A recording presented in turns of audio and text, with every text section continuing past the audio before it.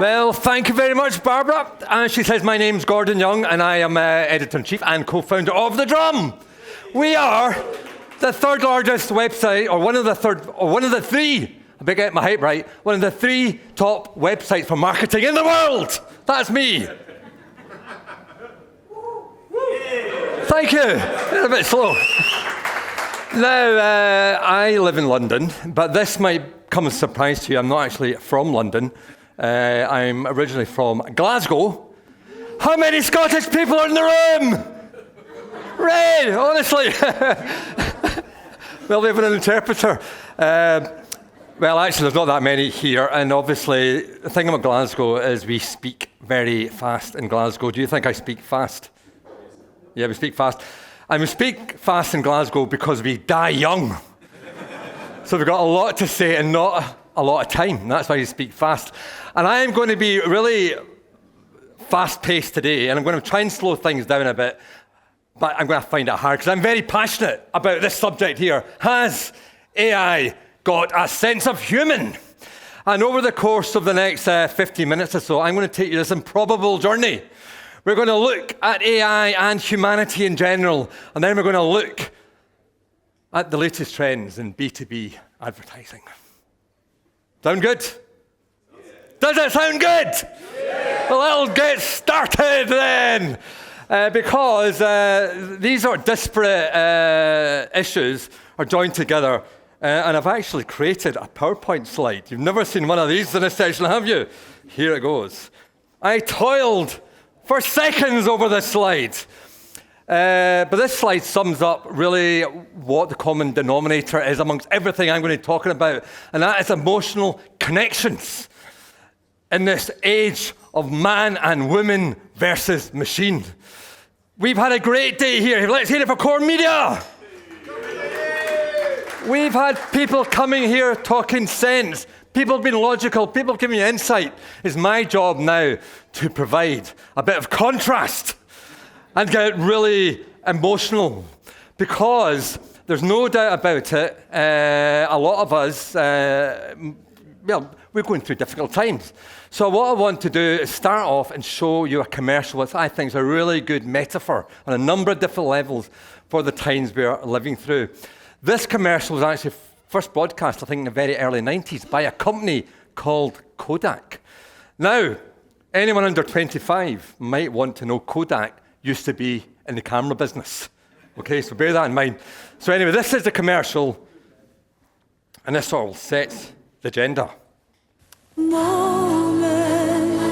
Life is filled with moments just waiting to be taken. Moments. These are the moments. These are the moments. Don't let them pass you by. These are the Kodak moments. Don't miss any of your moments. Capture them all on Kodak Gold film. Yeah, a really strong commercial, and it works on a number of different levels, so it touches on certain key things I want to touch on. First of all, emotion. Weren't you? Was that a tearjerker? Kodak back then were one of the first businesses who really understand the power of emotion.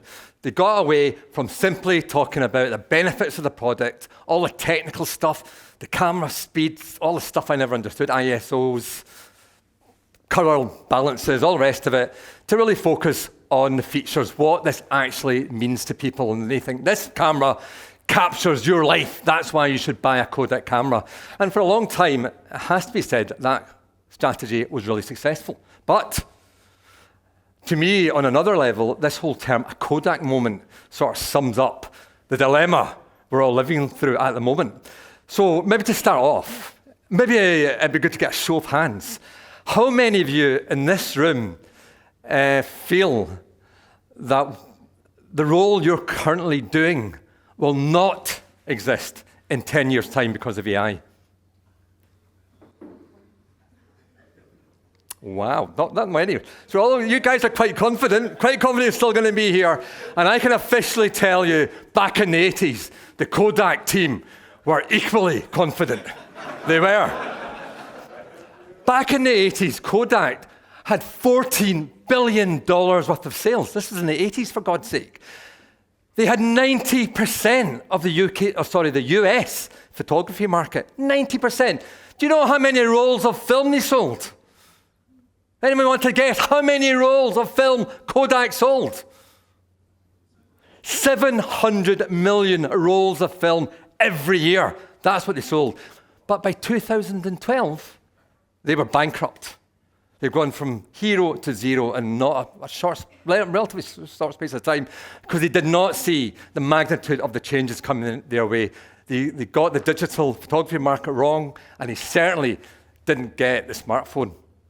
And I think my contention to you to have a think about is I think a lot of us are living through this sort of Kodak moment. We're living, look at the beautiful view of the river, all the boats going up and down with crews, people on boats.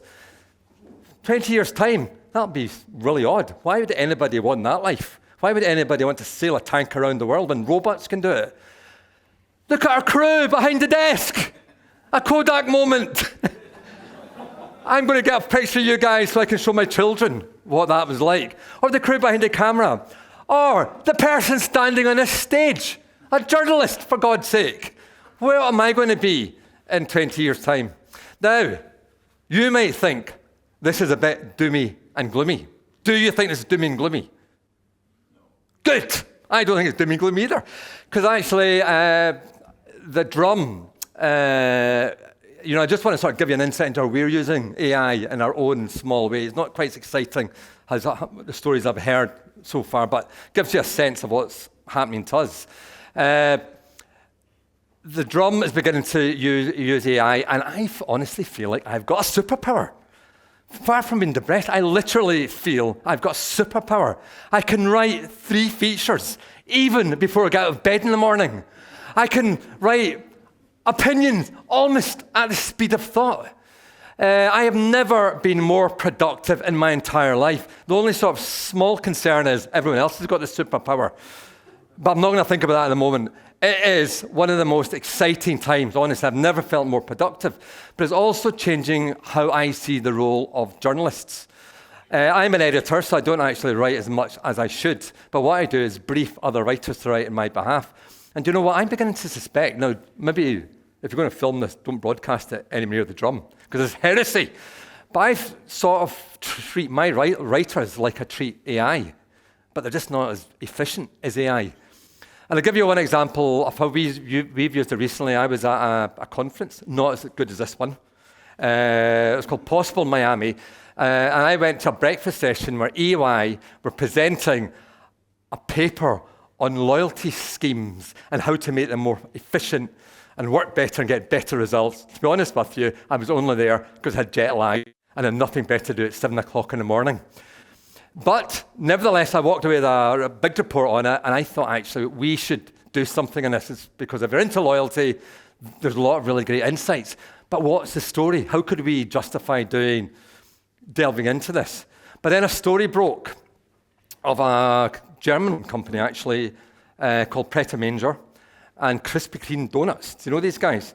They run a loyalty scheme where you can subscribe. You can get a subscription to donuts. You should try it. You look at this. It's great. You should. I'll give you the website afterwards. But you can subscribe to donuts and you can subscribe to coffee. But this thing was going pear-shaped. It was a disaster. They're getting a lot of criticism in the press. And the issues were, I'm not going to go, the issues were, but actually we touched them a lot today. The content marketing was shit. The tech wasn't working. They weren't responding fast enough to consumer complaints. All these things I'm learning about today, that was a great case history. But I wanted to do this story, and I wanted to use the EI report. So I thought, actually, why don't I take the EI report and about 5 or 6 of these sort of stories I've seen and actually do a story on it. So what is the investigation based on these EY insights? And I wrote a brief for a journalist. I thought, hell's bells, why? That looks like a prompt. It's not a brief, it's a prompt. So I put it into my prompt machine, or also known as ChatGPT, and it generated the story. You've all done it. It generated the story. It went into my PDF, this big, rich research report, all the news stories, and it wrote me a really great piece of analysis using the EY research to try and understand what had gone wrong, with Krispy Kremes, and it was a very, very valuable piece for our readers, and I did it in 30 minutes, and that would have normally taken me days. And then I thought, my God, if I had another thing, I could ask chat to rewrite it. And I did, and it didn't burst into tears. It didn't. Have you any idea of the emotional energy you put in to be nice to journalists? They write you a piece. You think, that was brilliant. That is the best article I've ever read. I love the intro. I love the outro. You're a great writer, but would you mind just rewriting it from start to finish? AI doesn't give a shit. It does it for you. But I think there's broader lessons here.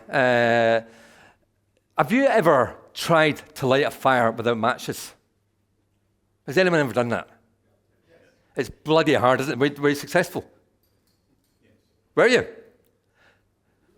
Well, there we go. Because I think, when we were all out there, when your forefathers were all wearing the loincloths and clubbing each other or clubbing animals to death to eat, the person who was reliable, who could start a fire in all weathers, would have been the most revered member of that group. You would have been revered. We would have all been queuing up, and he would have been the man with a plan. He would have been a flint banger, the guy who banged flint together to get a spark, to light a fire. You would have been a hero. But then somebody invented the match. And then you were redundant. And it wasn't so much the fire which was important, it was what you did with the fire. And I think the idea, the flame, is a really good metaphor for what we do in our business. It's, the creativity. The flame is a brilliant metaphor for creativity. And for a long time, creativity has really been playing second fiddle to the flint bangers in our industry. Our whole business has been built around the logistics. It's been the media buying and planning. It's been account management. It's been setting up the regulatory frameworks and all the rest of it. And to such an extent that sometimes creativity was the thing people give away for nothing.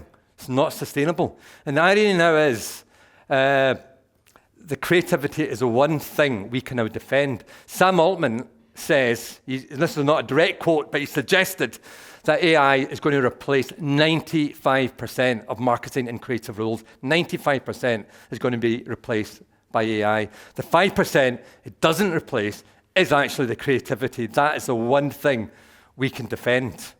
And this sort of brings me back to, the creativity, to understand the creativity, that is where the human comes in. I will contend that a human will always be better at coming up with ideas because a human understands humans. It does, understand humans.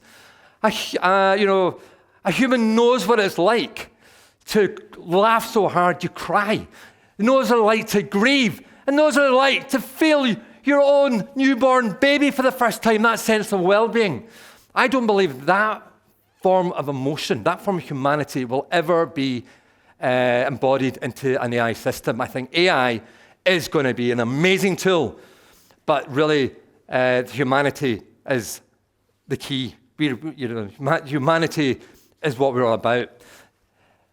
The one big pressure I do think we have is our education system, society as a whole, is not yet equipped to deal with that. I think our universities, for example, spend much to people in getting people to absorb knowledge, not how to apply knowledge. They try and teach them what to think, not really how to think. But really going forward, I think a whole new neural diverse community will grow up. People who maybe didn't get access to the top jobs because they couldn't do exams, they couldn't remember stuff. In a world where you don't need to remember stuff, there's new opportunities for different sorts of people. So I actually think the talent base will actually become more diverse, more opportunities are going to emerge for these sorts of people. It's a bit like, before glasses, I would have been a labourer somewhere because I can't see a bloody thing. Someone invented glasses, and here I am, speaking to this esteemed conference. And I think AI is going to present another opportunity to bring more neurodiverse people. And now I'm running out of time. I've only got 41 seconds. Can I run over for 2 minutes? So with this in mind, I think the world's changing very fast. The the human connection, the power of humanity has become a thing. I believe that is all, we're already beginning to see the effects of that creep into the creative industries. There's a lot more talk about emotion, and I'll give you one sector which is a really good example of this is probably B2B. Now, B2B fell in love. Maybe just after that Kodak came out and everybody thought we're going more emotional, B2B fell in love, no doubt about it, with stuff like ad tech, account-based marketing. You know, they fell in love with it to such an extent, everyone called B2B bot to bot. And they were responsible for things like 50% of Google ads were never seen by another person. It's this sort of stuff. But they are now realize that in order to sell, B2B doesn't sell to companies, it sells to people. So the thing is, B2B now recognizes in the people-to-people industry. And it's beginning to create amazing work, which we're now seeing in things like sorry, I'm panicking now because I'm running over. The Drum B2B Awards. Would you like to see at least one example of amazing creativity produced by what was once the boring B2B sector have now rediscovered themselves as a creative powerhouse? That was a good build-up. So, which one shall I show you? I'm going to show you this one. I'm Martha Quinn, and this is MTV Music News. There's a disturbing trend of dweeby corporate types calling each other rock stars. To be a rock star in your business. Corporate rock stars. Rock star. Rock star businesses. Well, rock stars have something to say about it. Joan Jett, Billy Idol, Paul Stanley, Gary Clark Jr., and Ozzy Osbourne. Rock icons who spent their lives playing to sold-out crowds, trashing hotel rooms, and living the rock and roll life are fed up and want to take their rightful name back. Workday, the finance and HR system responsible for producing these corporate rock stars, gave the legends the chance to make their plea in a new campaign, showing up everywhere corporate types are. I've got about 25. There you are. I think you get the idea. Company like Workday actually using humor. Who the hell would have thought? But the humor is probably the most powerful emotion for advertisers. It's a way you can really connect with people. If you get them to laugh, you've definitely got that connection. So I'm going to wrap up very quickly. Apart from saying sorry, and I think you're a rock star.